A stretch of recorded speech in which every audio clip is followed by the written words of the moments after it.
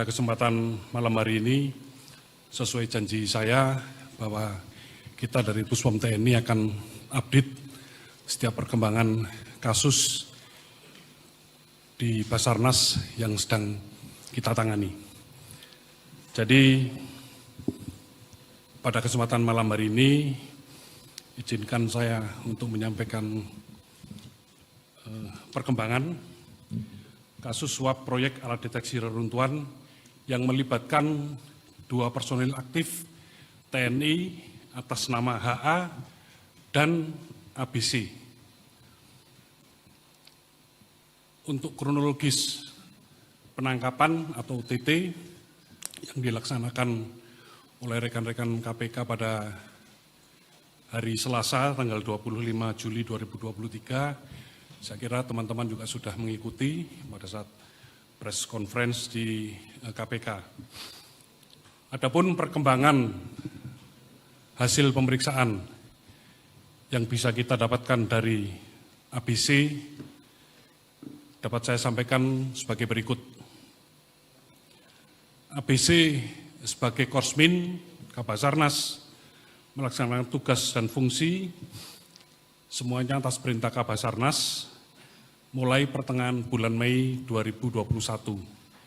Tugasnya antara lain menerima laporan penyerapan anggaran pada setiap bulan yang memuat data tentang kegiatan pengadaan barang jasa, yaitu terkait dengan pemenang, judul kegiatan, nilai serta progres dari pekerjaan. Berikutnya, yang kedua, menghubungi pihak swasta yang telah selesai melaksanakan pekerjaan dan telah menerima pencairan anggaran secara penuh untuk memberikan dana komando. Yang ketiga, menerima uang dana komando dari pihak swasta. Berikutnya, mengelola pengeluaran dana komando terkait dengan operasional di Basarnas. Dan yang terakhir adalah melaporkan penggunaan dana komando kepada Kabasarnas. ABC mengenal saudara Meria atau yang lebih dikenal saudari Mary. Bertemu hanya sebanyak 4 kali, 3 kali di kantor Basarnas dan 1 kali di parkiran salah satu bank di lingkungan Mabes TNI. Tahun 2021, Ibu Mary pernah memberikan cek kepada ABC dari hasil pekerjaan pengadaan barang jasa. Berikutnya, ABC menerima uang dari saudari Mary sejumlah Rp999.710.400 pada hari Selasa 2023 sekira pukul 14.00 di parkiran salah satu bank di Mabes TNI AL. Yang pengakuan ABC, uang tersebut adalah uang dari hasil profit sharing atau pembagian keuntungan dari pekerjaan pengadaan alat pencarian korban reruntuhan yang telah selesai dilaksanakan atau dikerjakan oleh PT Intertekno Grafika Sejati. Berikutnya, pengakuan ABC, maksud dan tujuan saudari Mary memberikan sejumlah uang tersebut kepada ABC adalah untuk memenuhi kewajibannya dalam memberikan profit sharing atau pembagian keuntungan dari pekerjaan yang telah dilaksanakan. Ini profit sharing mungkin istilah dari ABC sendiri.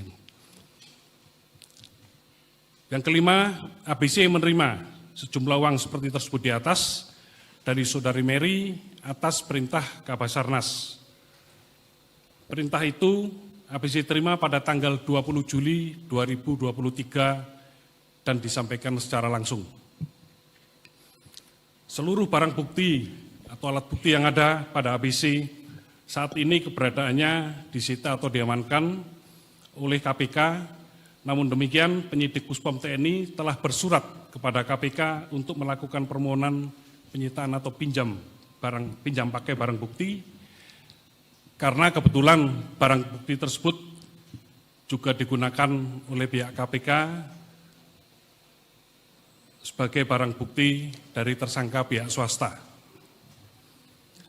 Berikutnya, untuk keterangan dari HA sampai dengan malam ini masih berlangsung pemeriksaan.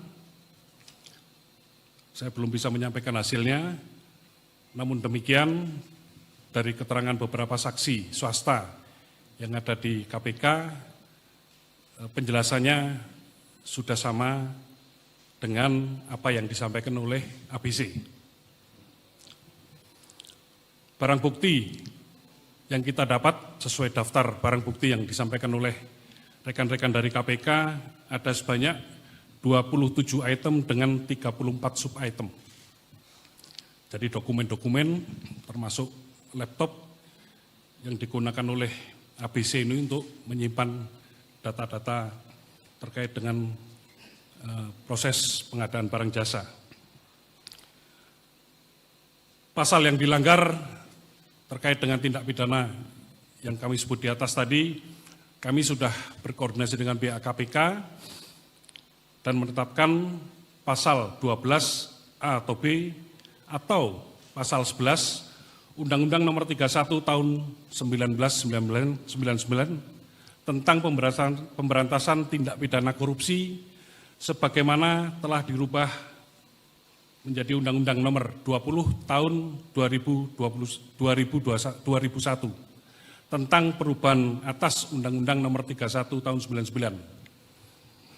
Junto pasal 55 ayat 1 ke 1 KUHP.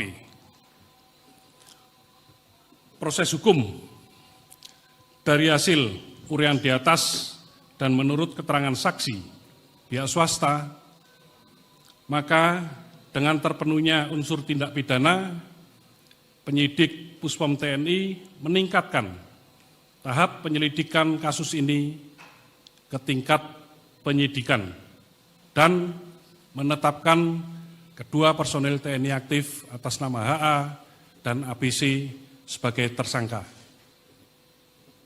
Terhadap keduanya, malam ini juga kita lakukan penahanan dan akan kita tempatkan di instalasi tahanan militer milik Pusat Polisi Militer Angkatan Udara di Halim.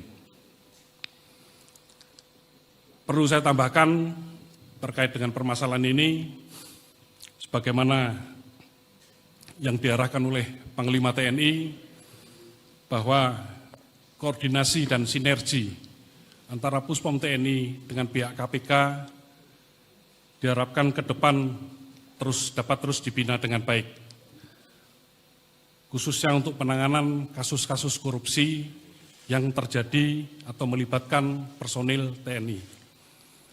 Jadi demikian rekan-rekan media untuk press conference atau perkembangan kasus yang sedang ditangani oleh penyidik Puspom TNI berkaitan dengan kejadian suap yang ada di lingkungan Basarnas.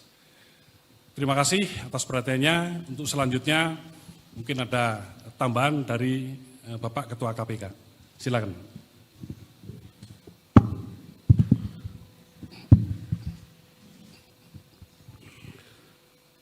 Assalamualaikum warahmatullahi wabarakatuh. Selamat malam, salam sejahtera untuk kita semua. Om Swastiastu, Salam, Namo Buddhaya, Om Kebajikan. Yang saya hormati dan Puspom TNI, Marsikal Muda TNI Agung Handoko, SHMM, MH, seluruh jajaran Puspom TNI yang saya hormati. Wabil khusus saya juga menyapa Panglima TNI, Kepala Staf Angkatan Udara, Kepala Staf Angkatan Laut, dan Kepala Staf Angkatan Darat yang hari ini sedang bertugas di Banyuwangi. Salam kompak, salam persatuan sebagai anak bangsa. Segenap rakyat Indonesia dimanapun berada, pecinta KPK, pecinta TNI yang saya hormati. Rekan-rekan media yang saya hormati, terima kasih rekan-rekan sudah mengikuti konferensi pers yang disampaikan oleh Puspom TNI dan juga yang disampaikan oleh KPK. Kami terima kasih dan apresiasi kepada media yang selalu setia membersamai perjuangan anak bangsa di dalam upaya pemberantasan korupsi. Pada malam hari ini kami menyampaikan bahwa penanganan perkara tindak pidana korupsi yang terjadi di Basarnas kita sama-sama mengikuti dan kita akan tuntaskan sebagaimana ketentuan hukum dan peraturan perundang-undangan yang berlaku. Pada kesempatan ini saya mewakili KPK dan secara pribadi menyampaikan salam hangat dari semua insan KPK kepada rekan-rekan jajaran TNI dan sekaligus juga menyampaikan salam kepada Panglima TNI dan jajaran TNI yang telah bersama-sama KPK memiliki semangat, soliditas untuk membersihkan negeri ini dari praktek-praktek korupsi. Sesuai dengan peraturan perundang-undangan, Undang-Undang 30 tahun 2002 tentang Komisi Pemberantasan Korupsi, di pasal 42 disebutkan bahwa Komisi Pemberantasan Korupsi berwenang mengkoordinasikan dan mengendalikan penyelidikan, penyidikan dan penuntutan tindak pidana korupsi yang dilakukan bersama-sama oleh orang-orang yang tunduk pada peradilan militer dan peradilan umum. Itulah semangat KPK bersama TNI untuk menyelesaikan seluruh perkara-perkara tindak pidana korupsi yang terjadi. Semangat itu juga mengalir pada malam hari ini. Saya datang ke Pospom TNI di dalam upaya menghadiri konferensi pers yang diselenggarakan oleh TNI, terutama penyampaian hasil penyelidikan kita bersama terkait dengan penetapan tersangka tadi yang diumumkan HH, HA dan ABC, dan yang sekaligus juga mulai hal ini dilakukan penahanan oleh Pospom TNI. Segenap insan KPK menyampaikan apresiasi kepada jajaran TNI yang telah memproses penanganan perkara dugaan tindak pidana korupsi di Basarnas secara cepat dan progresif melalui penahanan terhadap para terduga pihak penerima dugaan suap pengadaan barang jasa yang telah kami sampaikan tadi. KPK pun telah melakukan penahanan terhadap 3 pihak yang terduga sebagai pemberi suap. Pertama, MR, Direktur Utama PT IGIKA, telah dilakukan penahanan pada tanggal 26 Juli sampai dengan 14 Agustus untuk penahanan sementara 20 hari.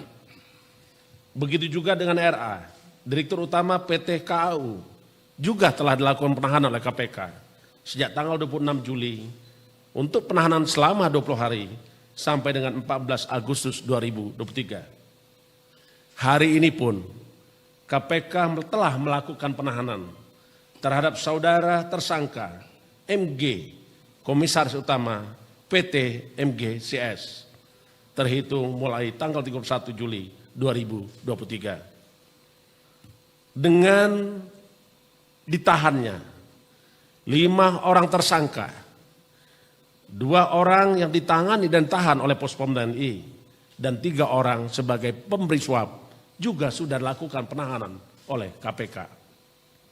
Penanganan perkara kedua institusi antara KPK dan TNI tentunya ini merupakan lambang wujud nyata sinergi antar anak bangsa, sinergi antar lembaga dalam upaya-upaya membersihkan NKRI dari praktek-praktek korupsi. Dan tentu sinergi ini terus akan kita lanjutkan, akan kita bangun sampai masa depan. Dan tidak akan pernah digoyahkan atau diganggu oleh sekelompok orang, sekelompok lawan-lawan kita untuk membersihkan negeri ini dari praktek-praktek korupsi. Dan kita pastikan KPK dan TNI berkomitmen untuk terus bekerja sama dalam melakukan penanganan perkara ini sampai tuntas. Sehingga proses hukum terhadap tindak pidana korupsi memberikan rasa keadilan bagi seluruh rakyat Indonesia. kami ingin sampaikan lagi kepada seluruh anak bangsa, rakyat Indonesia dimanapun berada, kerjasama KPK dan TNI tentu saja tidak hanya dalam penanganan perkara ini saja. Sebelumnya kami telah intens bekerja sama dalam pendidikan anti korupsi, penanaman nilai-nilai integritas, meningkatkan integritas para anggota TNI, segenap penyelenggara negara, dan juga kita berbagi upaya untuk pemberantasan korupsi. Begitu juga kerjasama KPK dan TNI juga diwujudkan di dalam pengelolaan benda sitaan, barang rampasan dari hasil-hasil kejahatan korupsi yang berupa penggunaan status penggunaan ulangi, berupa penetapan hibah dan penggunaan aset yang telah kita lakukan sita. Tentu rekan-rekan mengikuti, saya pernah datang ke Mabes TNI Angkatan Darat dalam rangka menyerahkan hibah 54 hektar lahan yang ada di berbagai tempat. Saya juga datang ke Mabes Angkatan Laut, mengikuti Kepala Staf Angkatan Laut waktu itu, yaitu Laksamana Yudo. Kami pun menyerahkan beberapa aset rampasan KPK untuk digunakan oleh TNI Angkatan Laut. Terakhir saya dengan Danpuspom TNI bersama Kepala Staf Angkatan Udara, Marsikal Fajar, juga telah menggunakan dan menetapkan beberapa aset rampasan negara untuk digunakan oleh TNI Angkatan Udara. KPK menyampaikan terima kasih kepada yang kami hormati, Yang Mulia Bapak Presiden Republik Indonesia Joko Widodo dalam memproses dugaan tindak pidana korupsi ini sesuai dengan ketentuan hukum yang berlaku. Beliau sungguh memberikan perhatian terhadap pemberantasan korupsi. Untuk itu melalui forum ini kami menyampaikan terima kasih kepada Bapak Presiden atas dukungan untuk membersihkan negeri ini dari praktek korupsi. Kami juga menyampaikan terima kasih atas dukungan seluruh rakyat Indonesia, atas upaya-upaya anak bangsa yang saat ini mengabdi di Komisi Pemberantasan Korupsi tidak pernah berhenti. Dan untuk itu kita punya tekad dan semangat bersama seluruh rakyat Indonesia untuk membersihkan bumi pertiwi dari praktek korupsi. Sebagai prinsip transparan dan kelibatan publik dalam pemberantasan korupsi, kami mengajak seluruh masyarakat Indonesia untuk terus mengawal setiap proses pemberantasan korupsi, termasuk juga penuntasan perkara-perkara yang sedang kami tangani kerjasama dengan TNI dan KPK.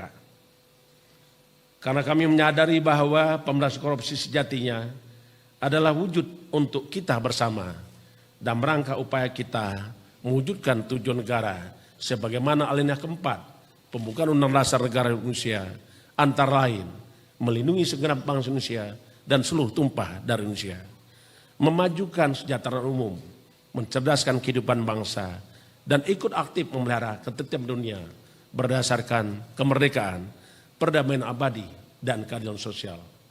Tujuan negara tersebut hanya bisa kita capai karena kerjasama segenap anak bangsa, karena kerjasama-sama kita untuk membersihkan negeri ini dari praktek korupsi. Saya kira demikian yang ingin kami sampaikan. Mohon maaf apabila dalam penyampaian kami ada hal-hal yang kurang berkenan. Semangat kita, semangat anak bangsa, komitmen kita, komitmen anak bangsa memberantas korupsi. Terima kasih. Wassalamualaikum warahmatullahi wabarakatuh. Om Santi, Santi, Santi Om.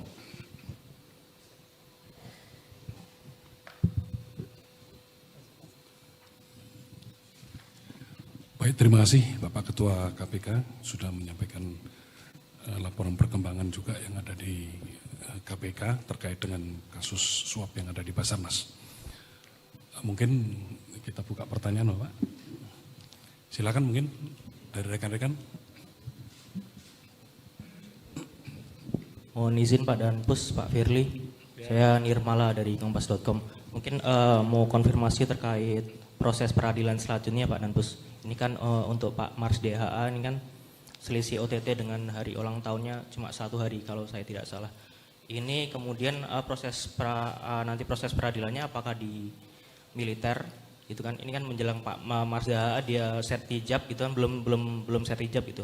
Dimutasi belum sertijab, apakah nanti proses peradilannya di militer atau peradilan umum seperti itu. Untuk yang kedua mungkin karena ini kasus dilimpahkan ke Puspom untuk yang 2 personel TNI ini, mungkin publik juga akan menunggu laporan berkala dari Puspom TNI gitu Pak.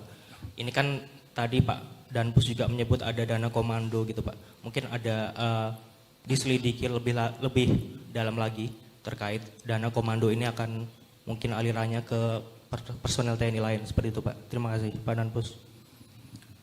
Baik, terima kasih.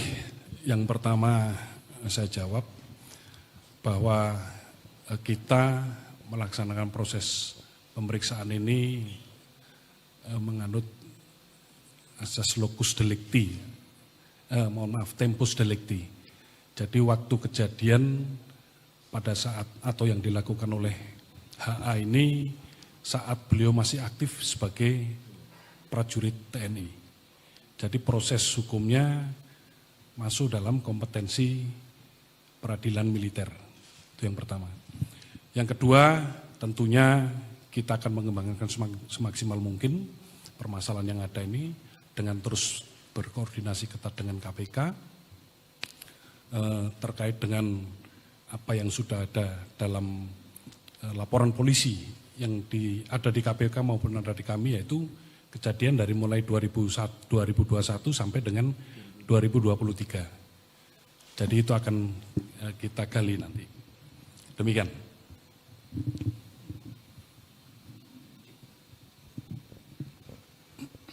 Izin Bapak, selamat malam. Saya Sahrul dari Jawa Pos.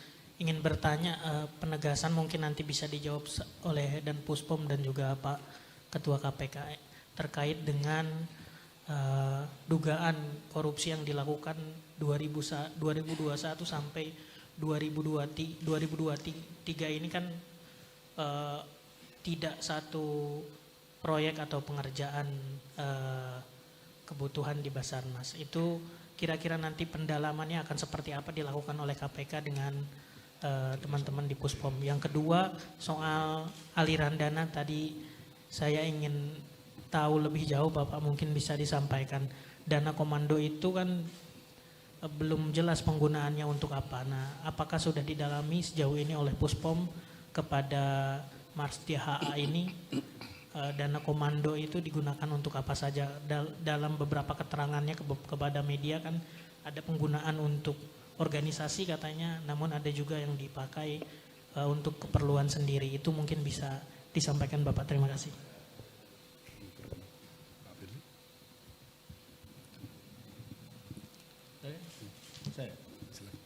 Ini pertanyaannya kepada beliau atau ke saya? Oh gitu, pertanyaan tadi kepada Dan Puspom. Tapi saya tambahkan. Baik, terima kasih. Baik, terima kasih kepada rekan-rekan semua yang telah memberikan perhatian atas penanganan perkara tindak pidana korupsi yang sudah kita tangani secara serius dan ini akan kita tuntaskan sesuai dengan ketentuan hukum dan peraturan perundang-undangan. Kalau bicara tentang perkara, tentu ini tidak lepas dari satu kejadian, dua waktu kejadian, ketiga adalah subjek hukumnya. Tadi sudah saya jelaskan. Berikutnya, tentu KPK dalam hal ini akan melaksanakan tugas pokok KPK diantaranya di dalam pasal 6 huruf B disebutkan bahwa KPK itu melakukan koordinasi dengan instansi yang berwenang melaksanakan pemberantasan tindak pidana korupsi dan instansi yang melaksanakan pelayanan publik. Maknanya di dalam upaya pemberantasan korupsi tentu kita berkoordinasi dengan seluruh lembaga instansi yang berwenang melakukan pemberantasan korupsi itu sendiri. Yang kedua, KPK pun dalam perkara ini tentu sebagaimana ketentuan undang-undang, KPK akan melakukan supervisi. Karena memang di dalam undang-undang KPK di pasal 6 huruf B diamanatkan bahwa KPK melakukan supervisi terhadap instansi yang melaksanakan pemberantasan korupsi. Dan juga KPK melaksanakan koordinasi, mengkoordinasikan penanganan tindak pidana korupsi, baik penyelidikan, penyidikan, penuntutan terhadap pihak-pihak orang-orang yang tunduk pada peradilan umum maupun peradilan militer. Jadi saya kira ini kita semangat dan ini buktinya kita tuntaskan seselaku anak bangsa yang sama-sama punya tanggung jawab membersihkan negeri ini dari praktek-praktek korupsi. Tadi ada beberapa hal yang ditanyakan terkait dengan penggunaan dana. Tentu ini akan diungkap ya nanti di peradilan. Tentu kami tidak ingin mendahului karena sesungguhnya ini masih dalam tahap penyidikan, baik yang sudah dilakukan oleh KPK maupun yang sudah dimulai oleh Puspom TNI. Jadi mohon maaf, kami tidak akan memberikan itu karena itu adalah masuk dalam materi perkara. Kita harus menjunjung tinggi asas-asas satu kepastian hukum, kedua keadilan, proporsionalitas demi kepentingan umum, dan juga hal yang tidak boleh kita abaikan, kita harus menegak hormati hak asasi manusia. Saya kira itu. Yang terakhir, dalam rangka penyelesaian penuntasan perkara tindak pidana korupsi ini, di awal saya sudah sampaikan bahwa KPK bersama dengan TNI bekerja sama untuk menuntaskan perkara ini. Karena itu kita akan saling membantu, tadi disampaikan oleh Pak Dan Puspom, bahwa alat buktinya ada di kita. Tentu alat bukti nanti ini bisa digunakan untuk kepentingan penyelesaian perkara ini. Baik demi kepentingan oleh Puspom TNI maupun oleh KPK. Tentu ini akan kita satukan dan tentu ini juga akan kita tuntaskan. Saya kira itu. Terima kasih ya. Mungkin sedikit menambahkan Bapak. Ya. Jadi terkait dengan aliran dana komando ini memang sedang kita dalami Pak. Makanya tadi kami sampaikan sampai dengan malam hari ini untuk HA masih kita periksa. Dan seperti tadi disampaikan oleh Bapak Ketua KPK bahwa itu sudah masuk kepada pokok materi sehingga kami mungkin tidak bisa menyampaikan di sini misalkan itu pun sudah ada. Tapi sekarang kita terus mendalami ini dan yang utama adalah kita selalu berkoordinasi ketat dengan KPK untuk menutup celah-celah. Jangan sampai ada celah yang bisa dijadikan terobosan untuk para pelaku korupsi ini. Demikian. Oke, Silakan. Selamat malam Pak, saya Agnes dari Berita 1. Izin bertanya kepada Pak Pimpinan KPK Pak Firly terkait dua hal. Pertama, bagaimana tanggapannya soal pernyataan Pak Jokowi yang bakal mengevaluasi penempatan perwira aktif di jabatan sipil. Lalu yang kedua Pak, terkait surat pengunduran Brigjen Asep dari jabatan Direktur Penyidikan, apakah dari KPK ini sudah mengambil sikap begitu, dan terkait alasan pengunduran diri yang diterima oleh KPK seperti apa Pak? Terima kasih.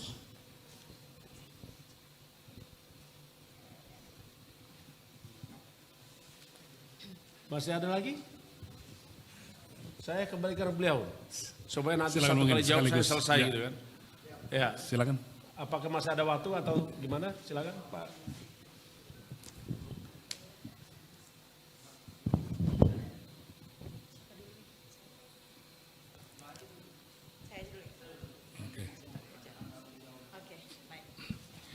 Oke baik, selamat malam Bapak. Perkenalkan saya Amel dari Metro TV. Saya izin bertanya untuk Bapak dan Puspom TNI terkait tadi pemeriksaan dan juga penyidikan dilakukan kepada dua tersangka ini, kira-kira ada berapa pertanyaan Pak?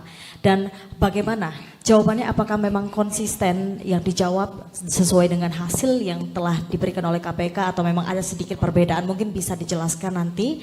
Dan satu lagi untuk Bapak Firly Bahuri, Pak izin, ini kan kita mengetahui bahwa memang para pimpinan KPK ini sedang diteror dan dikirimi karangan bunga oleh orang yang tidak bertanggung jawab. Itu mungkin bisa dijelaskan dan bagaimana penanganan dari pihak KPK sendiri dan dalam menyikapi hal ini Pak, kira-kira agar tidak menjadi besar. Terima kasih.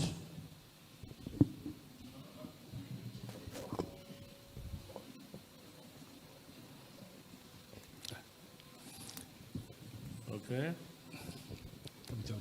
Mau tambah dulu? Ya. Baik ya, saya jawab yang tadi ya, masalah pertanyaan. Ada sekitar 43 pertanyaan untuk ABC dan HA sekarang masih berlangsung, Pak. Kalau apa yang kita dapat dari ABC sudah sesuai dengan apa yang hasil pemeriksaan saksi dari pihak swasta yang ada di KPK, itu sudah sesuai semua. Nah, untuk HA seperti tadi saya sampaikan, malam ini masih berlangsung, tetapi arahnya sudah sesuai. Demikian.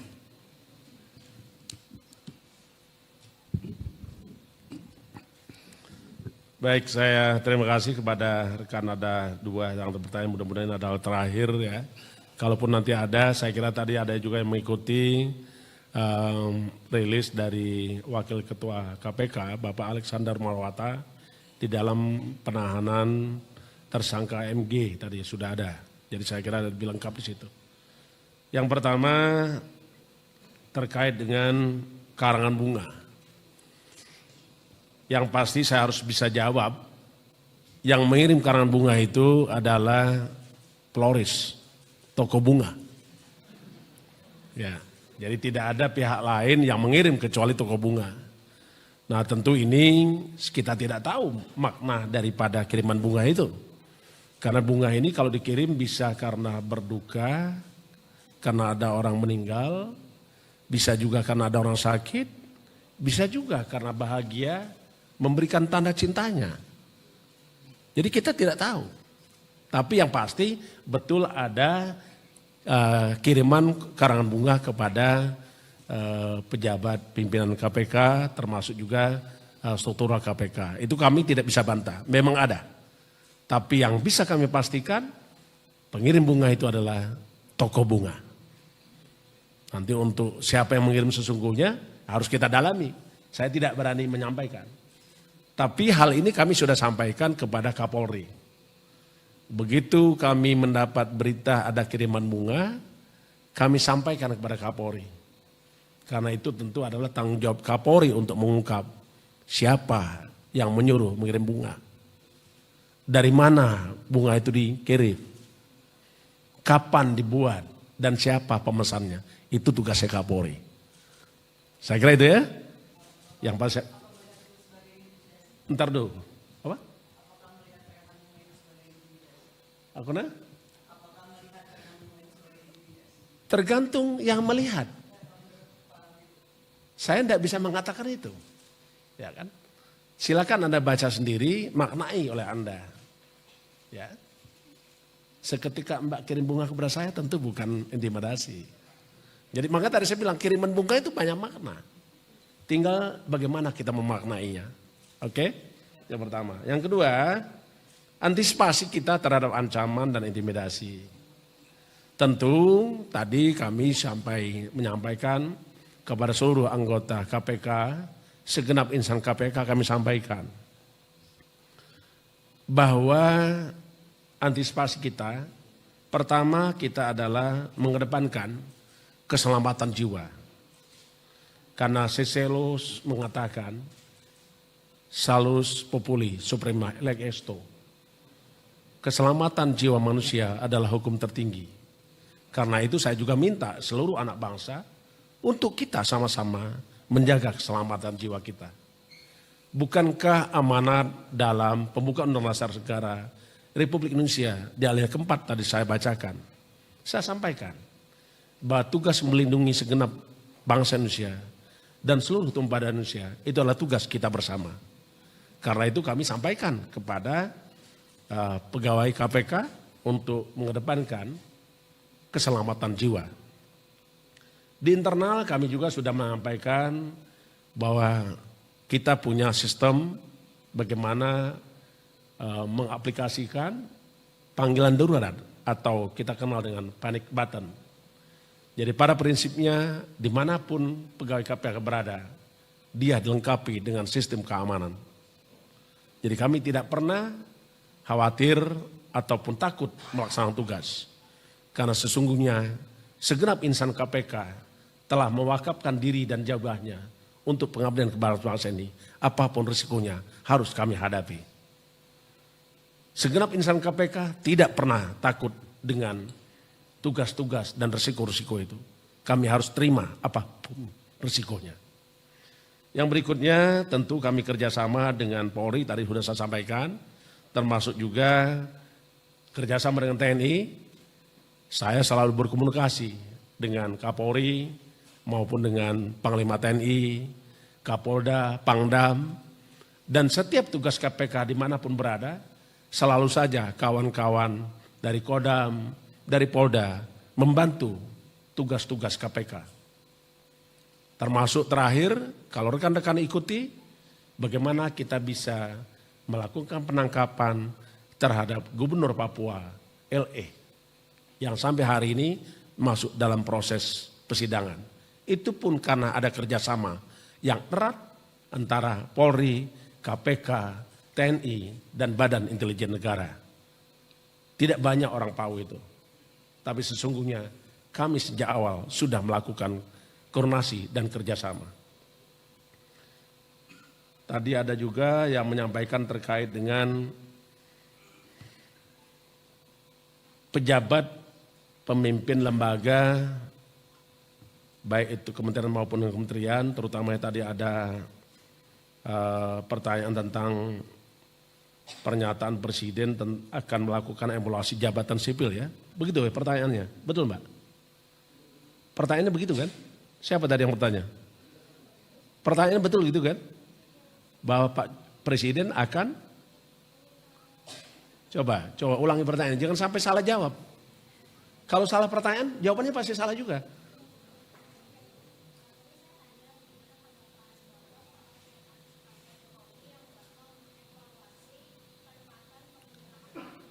Oke, terima kasih. Baik, kami pahami bahwa pimpinan kelembagaan itu adalah penyelenggara negara.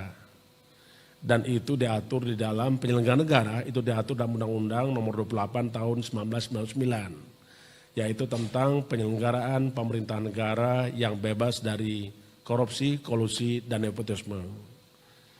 Dan penyelenggara negara berdasarkan Undang-Undang nomor 19 2019 atas perubahan Undang-Undang 30 tahun 2002 tentang Komisi Pemberantasan Korupsi, di pasal 11 disebutkan bahwa KPK melakukan penyidikan dan penuntutan terhadap tindak pidana korupsi yang dilakukan oleh aparat penegak hukum dan atau penyelenggara negara.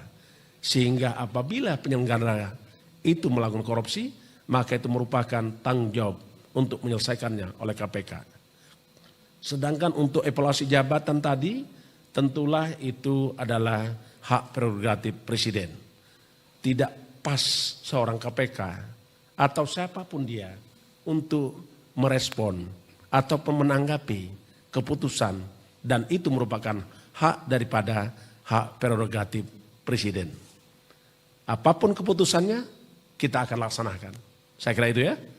Yang berikutnya tentang informasi tentang pengunduran diri saudara Direktur Penyidikan KPK, yaitu Asep Guntur Rahayu. Sebagaimana ketentuan bahwa pengunduran diri adalah hak daripada para pihak yang ingin mengundurkan diri. Tetapi tentu juga ada ketentuan hukum dan perundang-undangan tentang apakah pengunduran diri tersebut akan dikabulkan atau tidak. Tapi yang pasti kami pimpinan dan segenap insan KPK mengatakan bahwa kami membutuhkan dan mempertahankan saudara Asep Guntur Rahayu untuk tetap melaksanakan tugas sebagai Direktur Penyidikan KPK. Terima kasih. Baik, terima kasih. Saya kira cukup untuk konferensi pers malam hari ini. Saya harapkan perkembangan-perkembangan yang sudah kita sampaikan, baik dari pihak KPK maupun pihak TNI, bisa dicermati oleh rekan-rekan media, dan saya harapkan rekan-rekan media terus mengikuti perkembangan dan mengawal kasus ini sampai dengan selesai. Demikian, terima kasih. Assalamualaikum warahmatullahi wabarakatuh. Shalom, Santi, Santi Selamat malam.